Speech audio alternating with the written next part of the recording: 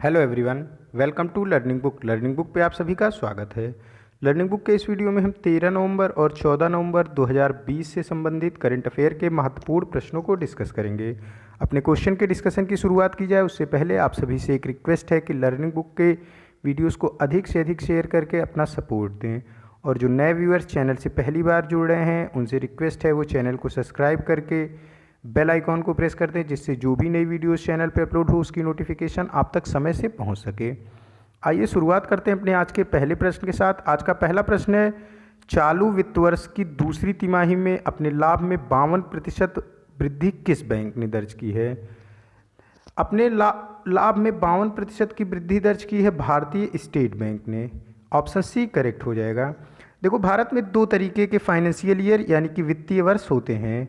एक तो सारे बैंकों का होता है, सभी बैंकों का वित्तीय वर्ष ये शुरू होता है 1 अप्रैल से और ख़त्म होता है 31 मार्च को। प्रेजेंट टाइम में जो वित्तीय वर्ष चल रहा है ये फाइनेंशियल ईयर 2020-21 है। ये 1 अप्रैल 2020 से शुरू हुआ है और 31 मार्च 2021 को ख़त्म होगा। और एक वित्तीय वर्ष में कुल 4 तिमाही होते हैं, यानी 3-3 महीनों को 4 बार जब हम देखते हैं तो वो 4 तिमाही होता है एक वित्तीय वर्ष में। पहली तिमाही ये अप्रैल से लेकर जून तक, दूसरी तिमाही जुलाई से सितंबर, तीसरी तिमाही अक्टूबर से दिसंबर और चौथी और लास्ट तिमाही होती है जनवरी से मार्च तक, क्योंकि 31 मार्च को कोई भी वित्तीय वर्ष बैंकों का खत्म होता है। हालांकि जो भारतीय रिजर्व बैंक है इसका वित्तीय वर्ष जुलाई से शुरू होता है और ये जून में खत्म होता है, लेकिन भारतीय रिजर्व बैंक भी अब इस पे विचार कर रहा है कि वो अपना वित्तीय वर्ष भी सभी बैंकों के साथ, सभी बैंकों के वित्तीय वर्ष की तरह ही 1 अप्रैल से शुरू करके 31 मार्च को ही समाप्त करे। अभी इस पे ये लागू नहीं किया है रिजर्व बैंक ऑफ इंडिया ने। इस पे प्लानिंग हो रही है कि रिजर्व बैंक ऑफ इंडिया अपना वित्तीय वर्ष जुलाई से जून को ख़त्म करके अप्रैल से मार्च कर ले। तो दूसरा वित्तीय वर्ष जो जुलाई से सितंबर वाला होता है, इसी वित्तीय वर्ष में भारतीय स्टेट बैंक ने कुल 52% की वृद्धि दर्ज की है। ऑप्शन सी करेक्ट हो जाएगा। और अभी हाल ही में भारतीय स्टेट बैंक के नए चेयरमैन नियुक्त किए गए हैं। इनका नाम है दिनेश कुमार खारा। इन्होंने रजनीश कुमार का स्थान लिया है। ऑप्शन सी इसका करेक्ट होगा। नेक्स्ट क्वेश्चन है, किस राज्य ने ऊर्जा दक्षता ब्यूरो, BEE होना चाहिए था, यहाँ पे ये गलत हो गया है, ब्यूरो BEE होना चाहिए था, ब्यूरो ऑफ एनर्जी इफ़िशियंसी, लेकिन ये PEE इस पे हो गया है, तो इसको आप करेक्ट करोगे, ये BEE है। ऊर्जा दक्षता ब्यूरो ऑफ एनर्जी इफ़िशियंसी ने 400 इलेक्ट्रॉनिक वाहन चार्जिंग स्टेशन स्थापित करने के लिए गो इलेक्ट्रिक अभियान किस प्रदेश में शुरू किया है? गो इलेक्ट्रिक अभियान इसको शुरू किया गया है ब्यूरो ऑफ एनर्जी इफ़िशियंसी द्वारा आंध्र प्रदेश में। ऑप्शन इसका सी करेक्ट हो जाएगा। और ब्यूरो ऑफ एनर्जी इफ़िशियंसी ये गवर्नमेंट ऑफ इंडिया की एजेंसी है, इसका हेडक्वार्टर नई दिल्ली में है। ब्यूरो ऑफ एनर्जी इफ़िशियंसी ये मिनिस्ट्री ऑफ पावर यानी ऊर्जा मंत्रालय के अधीन कार्य करती है। हमारे ऊर्जा मंत्री राजकुमार सिंह हैं। देखो, अभी इलेक्ट्रिक वाहन की बात आ रही है तो कई सारे राज्यों ने इलेक्ट्रिक वाहन पे कई सारी छूटें दी हुई हैं और ये क्वेश्चन आता है, मैंने कराया भी है, यहाँ पे मैं रिवाइज कर रहा हूँ। इलेक्ट्रिक वाहन खरीदने पे तमिलनाडु गवर्नमेंट ने 2022 तक जितने भी इलेक्ट्रिक वाहन खरीदे जाएंगे उनमें 100% यानी कि 100% टैक्स मुक्त किया है, 100% कर मुक्त कर दिया है इलेक्ट्रिक वाहनों को जो 2022 तक खरीदे जाएंगे। तेलंगाना सरकार ने पहली 2 लाख इलेक्ट्रिक वाहनों पे, ई वाहनों पे कर से मुक्ति दी है, जबकि जो उत्तर प्रदेश सरकार है उसने 2 व्हीलर को 100% पहले 1 लाख 2 व्हीलर को 100% कर मुक्त किया है, जबकि 75% कर मुक्त किया है 4 व्हीलर को, पहले 1 लाख 4 व्हीलर को। दिल्ली सरकार ने भी इलेक्ट्रिक वाहन खरीदने पर कर से छूट दी है, करों में छूट दी है। और गो इलेक्ट्रिक अभियान ये चलाया जा रहा है आंध्र प्रदेश में ऊर्जा दक्षता ब्यूरो ऑफ एनर्जी इफ़िशियंसी द्वारा, जिसके तहत 400 इलेक्ट्रिक वाहन चार्जिंग को स्थापित किया जाएगा पूरे आंध्र प्रदेश में। नेक्स्ट क्वेश्चन है, हाल ही में एक अध्ययन में सिंधु घाटी सभ्यता में भारत और कनाडा के पुरातत्वविदों को डेयरी उत्पादन के प्रमाण कहाँ से मिले? डेयरी उत्पादन के जो प्रमाण मिले हैं ये मिले हैं Kotda भदली Gujarat, option C correct हो जाएगा। भारत और कनाडा दोनों जगह के जो पुरातत्वविद हैं, इनका क्या काम होता है कि जो स्थलों की खुदाई करते हैं और उससे साक्ष्य जुटाते हैं कि ये कितना पुराना साक्ष्य है, और इस तरीके की इसको जो है इन मतलब ये सिर्फ और सिर्फ खुदाई का काम करते हैं और उससे जो साक्ष्य निकलते हैं उसको कार्बन डेटिंग के तहत ये देखते हैं कि ये कितना पुराना है और ये किस सभ्यता से संबंधित है।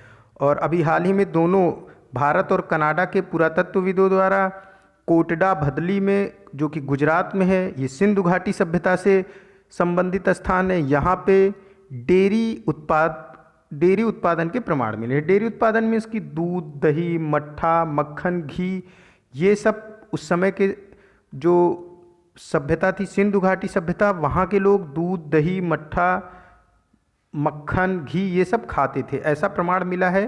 कोटडा भदली ये गुजरात में है और ये भारत और कनाडा दोनों के संयुक्त प्रमाण हैं, मतलब दोनों के जो पुरातत्वविद थे जो कि खुदाई करके स्थानों की वहाँ से सामान हासिल करके उनकी कार्बन डेटिंग के द्वारा पता लगाते हैं ये कितना पुराना है। तो ये दोनों जगह के विद्वानों द्वारा संयुक्त रूप से इस खुदाई को किया जा रहा था। ऑप्शन सी यहाँ पे करेक्ट हो जाएगा।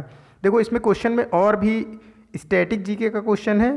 क्वेश्चन आता है कालीबंगा, जो कि सिंधु घाटी सभ्यता से संबंधित स्थान है, ये किस राज्य में स्थित है? तो इसका आंसर होता है राजस्थान। ऑप्शन ए करेक्ट हो जाएगा।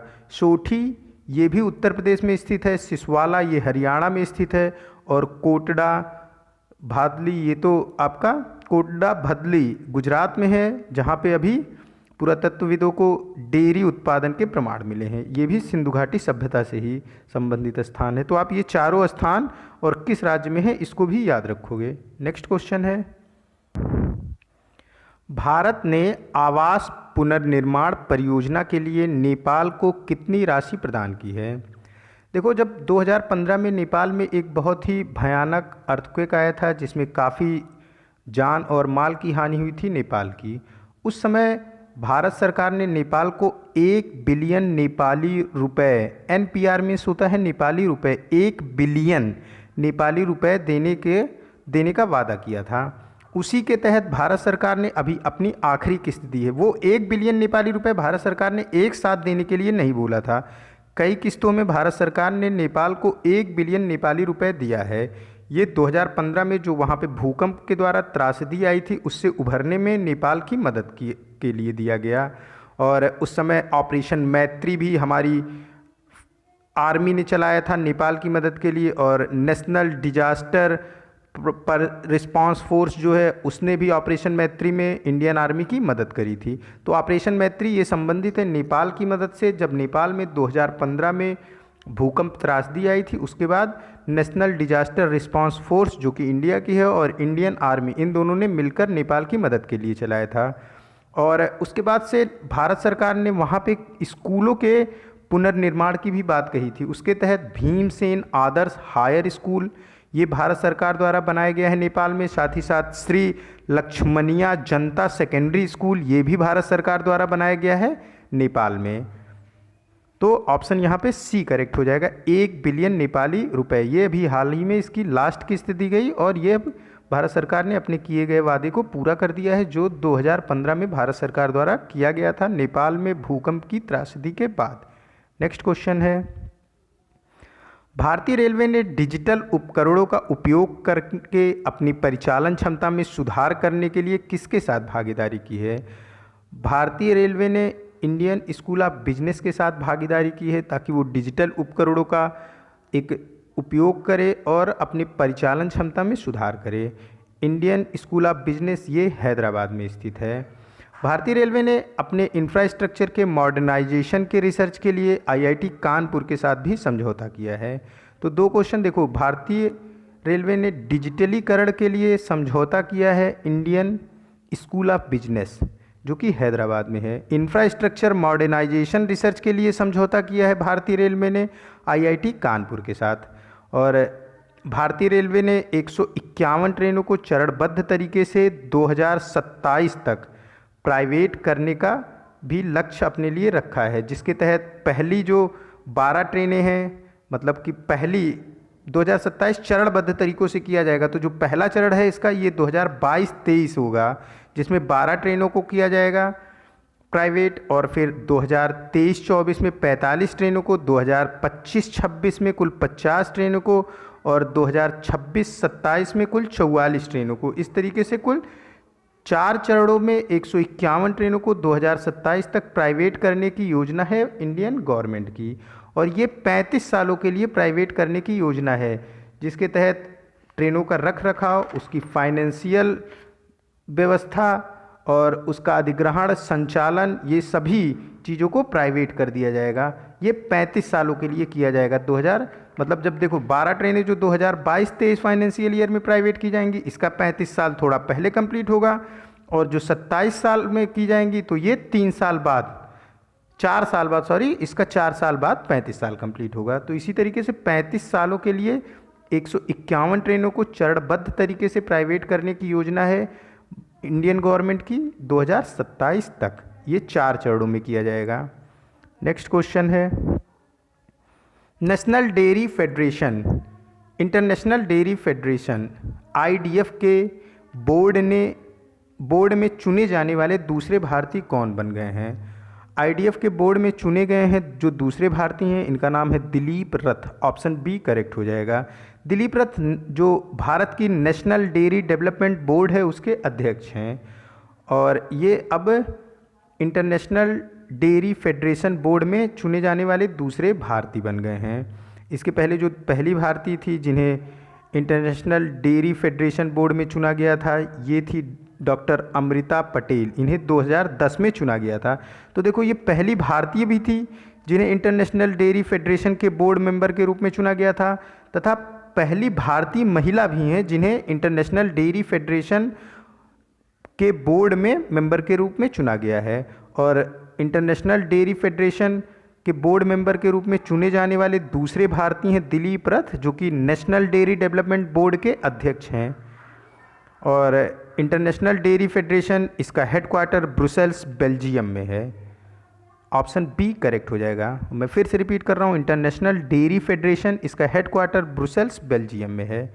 नेक्स्ट क्वेश्चन है, जॉन मैगुफुली ने किस देश के राष्ट्रपति के रूप में अपना दूसरा कार्यकाल जीता है? देखो ये दूसरी बार राष्ट्रपति चुने गए हैं तंजानिया के। तंजानिया ये अफ्रीकन कॉन्टिनेंट के ईस्ट अफ्रीका का देश है, ईस्ट अफ्रीका कॉन्टिनेंट में है, और तंजानिया की राजधानी डोडोमा है। और तंजानिया में एक क्वेश्चन और पूछा जाता है, किलिमंजारो नेशनल पार्क कहाँ पे स्थित है? ये तंजानिया में ही स्थित है। तो याद रखोगे किलिमंजारो नेशनल पार्क तंजानिया में है, तंजानिया की राजधानी डोडोमा है, तंजानिया ये ईस्ट अफ्रीकन कंट्री है। तो ऑप्शन डी यहाँ पे करेक्ट हो जाएगा। जॉन मैगुफुली ये दूसरी बार लगातार राष्ट्रपति के रूप में अपना चुनाव जीता है इन्होंने तंजानिया के।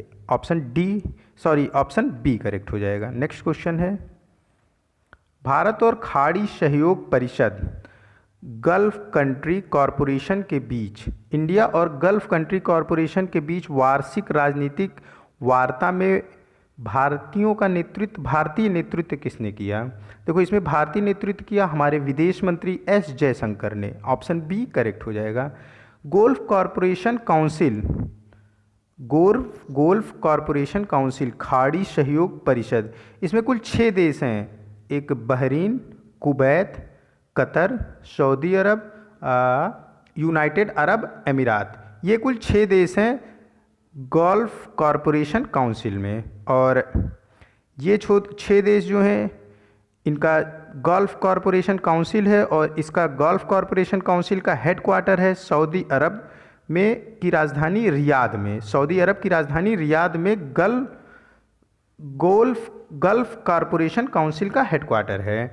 और ये इन्होंने भारत के साथ पूरे ये 6 देश और भारत ने मिलकर राजनीतिक वार्ता की, इस वार्ता में भारतीयों का जो नेतृत्व किया ये हमारे विदेश मंत्री एस जयशंकर ने किया।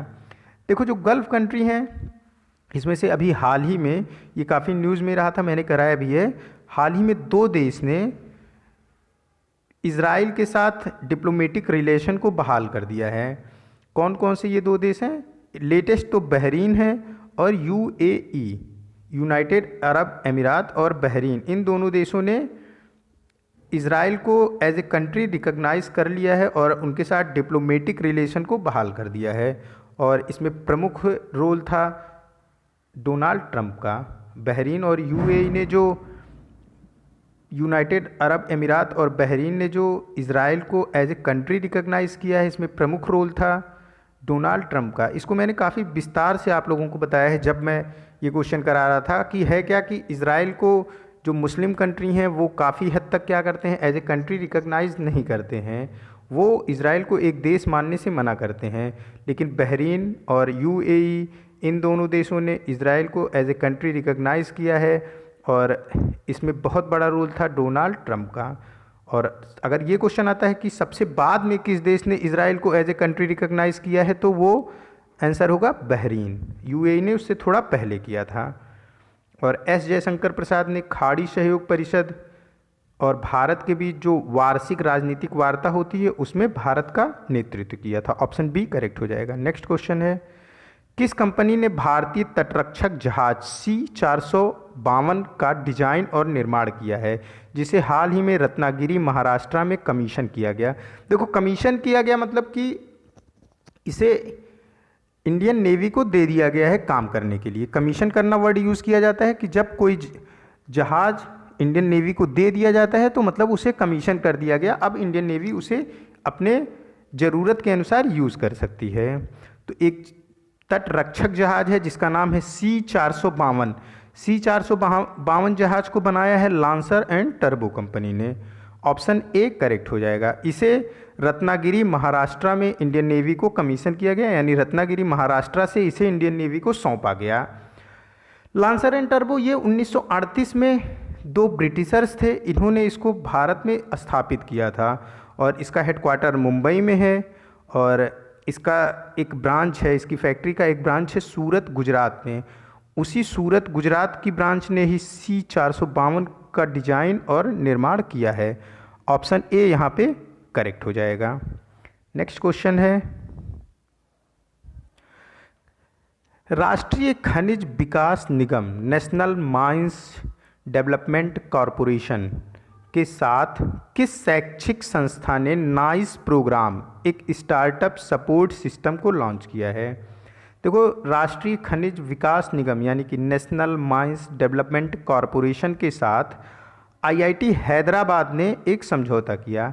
इस समझौते के तहत दोनों मिलकर एक प्रोग्राम चला रहे हैं जिसका नाम है नाइस।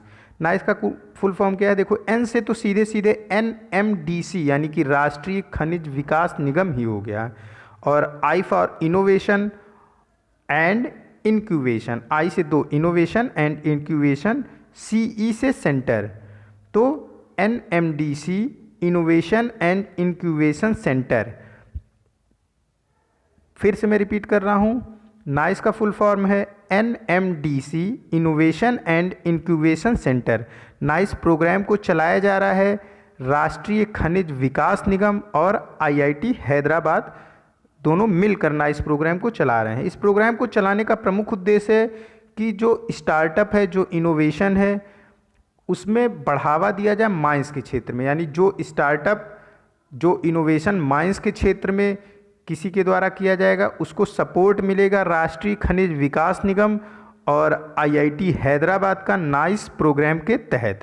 यहाँ पे ऑप्शन बी करेक्ट हो जाएगा। देखो, IIT हैदराबाद किसकी मदद कर रहा है?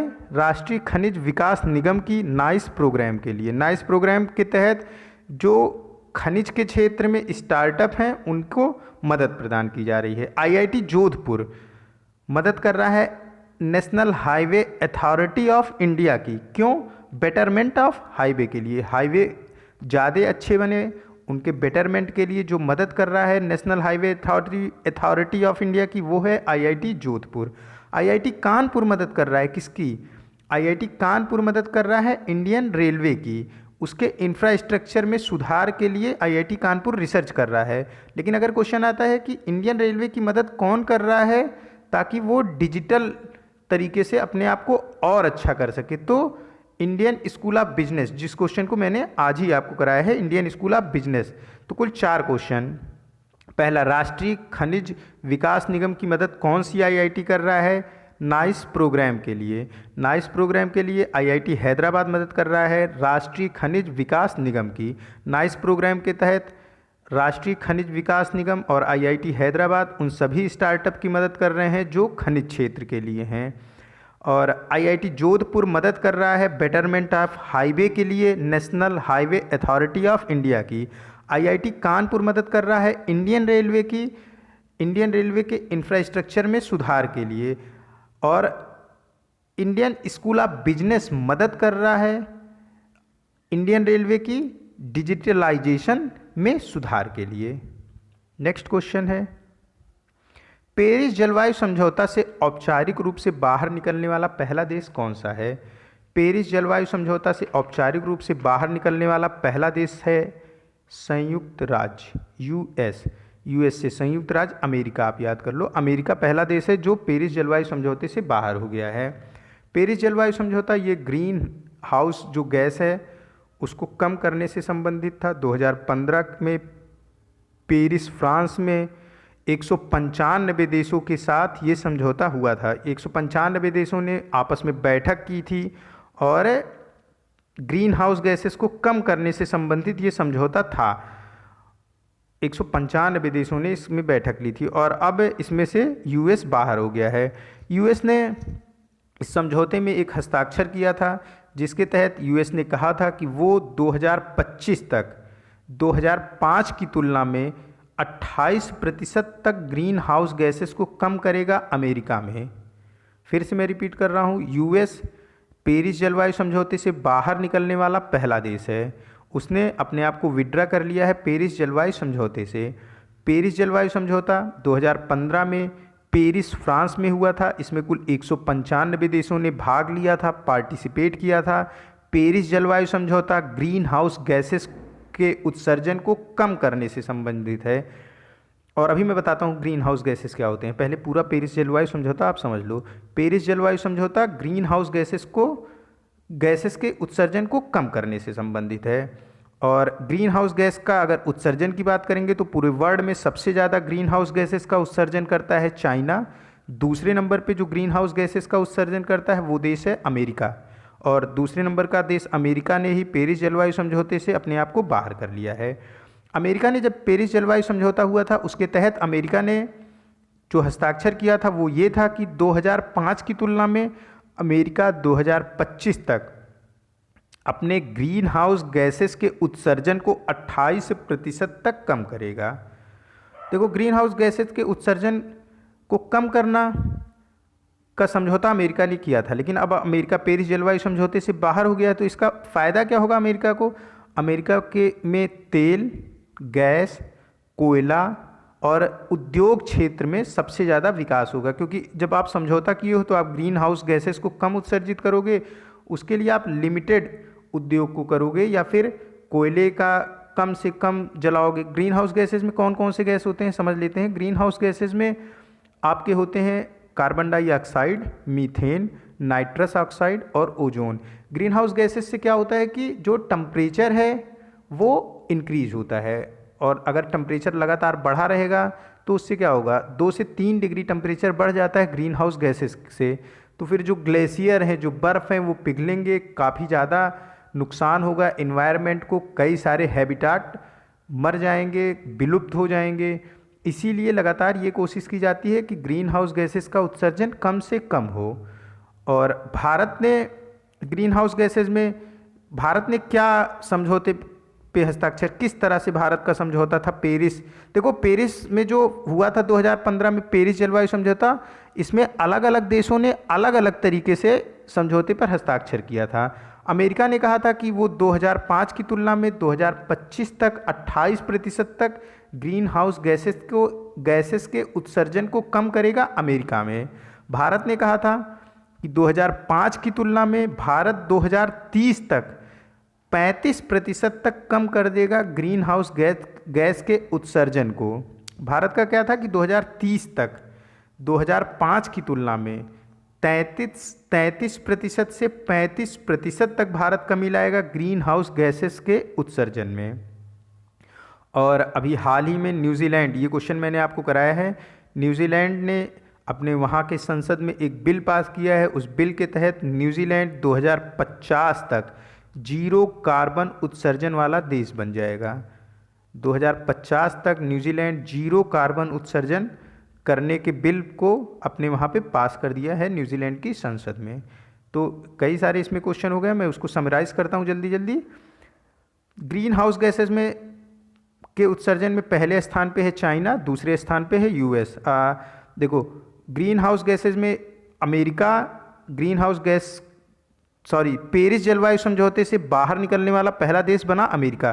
पेरिस जलवायु समझौते के तहत अमेरिका ने कहा था कि वो 2005 की तुलना में 2025 तक 28% तक कम उत्सर्जन करेगा ग्रीन हाउस गैसेस का। न्यूजीलैंड पूरे विश्व का पहला ऐसा देश है जिसने अपने संसद में ऐसा बिल पास किया है। उस बिल के तहत 2050 तक न्यूजीलैंड जीरो कार्बन उत्सर्जन वाला देश बन जाएगा। भारत ने पेरिस जलवायु समझौते में जो समझौता किया था उसके तहत 2030 तक भारत 2005 की तुलना में 33% से 35% तक कम कर देगा ग्रीन हाउस उत्सर्जन को, ग्रीन हाउस गैसेस के उत्सर्जन को भारत में। ग्रीन हाउस गैसेस कौन कौन सी होती हैं? Carbon dioxide, methane, nitrous oxide और ओजोन। नेक्स्ट क्वेश्चन है, पेटीएम के सह ब्रांडेड क्रेडिट कार्ड लॉन्च करने के लिए वीज़ा के अलावा किसके साथ भागीदारी की है? देखो, पेटीएम जो ऑनलाइन ऐप है जिसके तहत हम पैसों को एक ट्रांसफ़र करते हैं, उसमें क्या है, वो अब अपना एक क्रेडिट कार्ड भी लॉन्च करने चल रहा है। तो इस क्रेडिट कार्ड को लॉन्च करने के लिए पेटीएम ने दो कंपनियों के साथ समझौता किया। एक तो वीज़ा जो कि क्वेश्चन में है, और दूसरा पूछ रहा है कि किस और कंपनी के साथ। तो पेटीएम ने अपने क्रेडिट कार्ड को लॉन्च करने के लिए एसबीआई कार्ड और वीज़ा के साथ भागीदारी की है। तो ऑप्शन सी करेक्ट हो जाएगा। एसबीआई कार्ड ने अभी कुछ दिन पहले ही मैंने आपको क्वेश्चन कराया था कि दिल्ली मेट्रो के साथ भी समझौता किया है, जिसके तहत दिल्ली मेट्रो से जो यात्री यात्रा करते हैं उनके लिए मल्टीपल पर्पज कार्ड को लॉन्च करेगा एसबीआई कार्ड। तो दिल्ली मेट्रो से मल्टीपल पर्पज कार्ड यात्रियों के लिए लॉन्च करने के लिए समझौता भी किया है एसबीआई कार्ड ने, और पेटीएम ने वीज़ा और एसबीआई कार्ड दोनों से समझौता किया है क्रेडिट कार्ड को लॉन्च करने के लिए। नेक्स्ट क्वेश्चन है,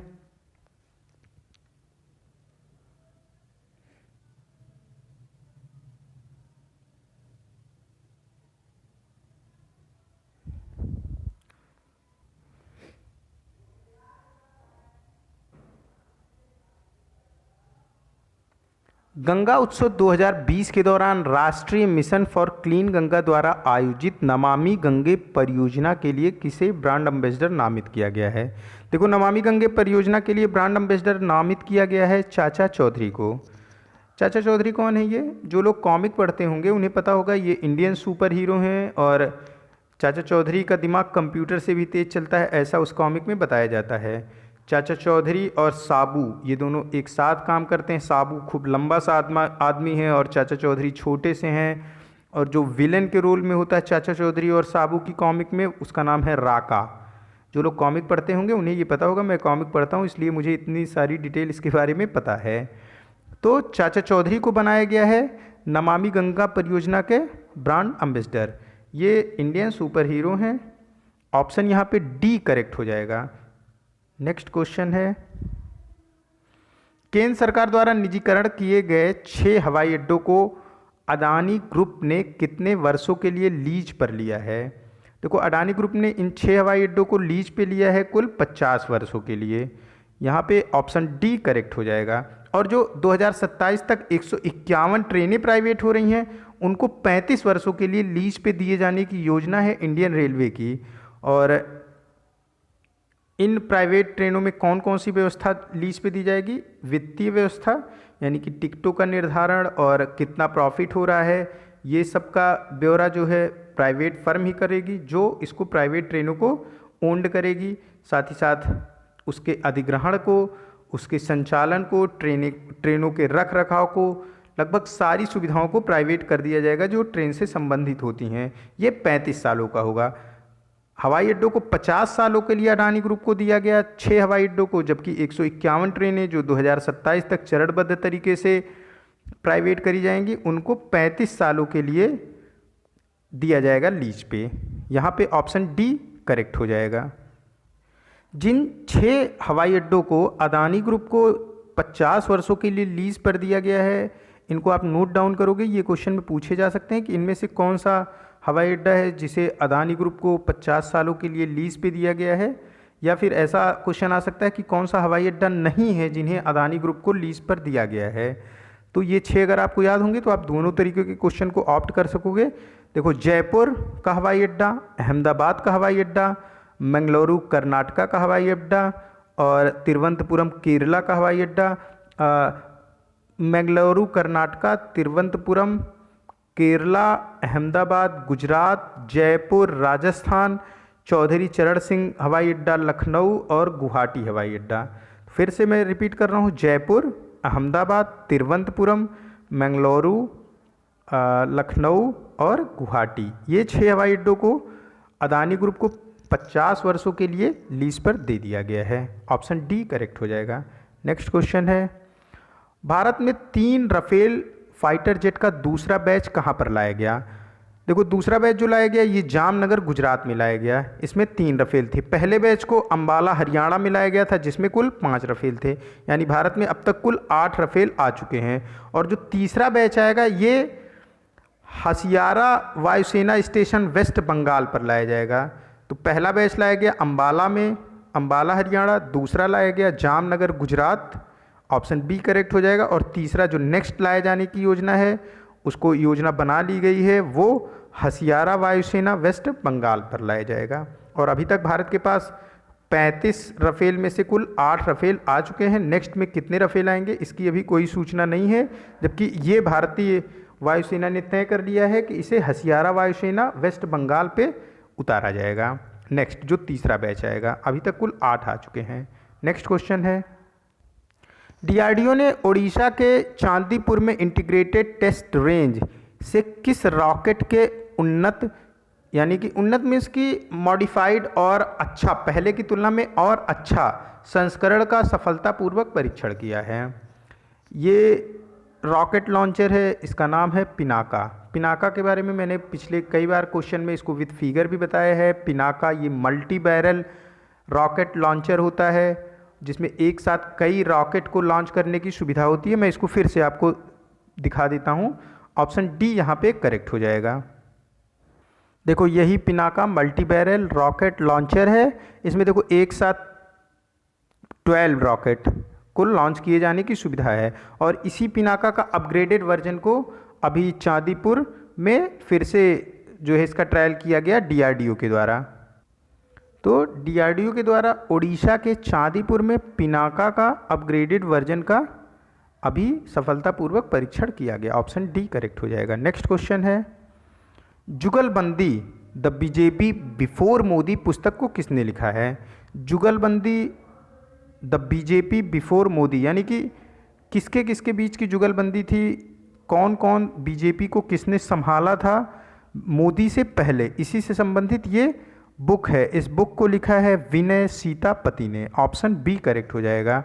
और इस बुक में अटल बिहारी वाजपेयी और लाल कृष्ण आडवाणी के बीच जो साझेदारी थी बीजेपी को लेकर, बीजेपी कैसे इतना आगे बढ़ा, अटल बिहारी वाजपेयी का रोल और लाल कृष्ण आडवाणी के रोल को बेहतरीनी से प्रदर्शित किया गया है विनय सीतापति के द्वारा।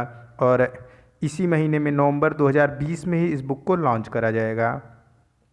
जो विनय सीतापति हैं ये राजनीतिज्ञ हैं, साथ ही साथ वकील भी हैं और ये पत्रकार भी हैं। 3 पत्रकारिता इनकी पेशा है, वकील भी हैं ये और राजनीतिक शास्त्र के ज्ञाता भी हैं।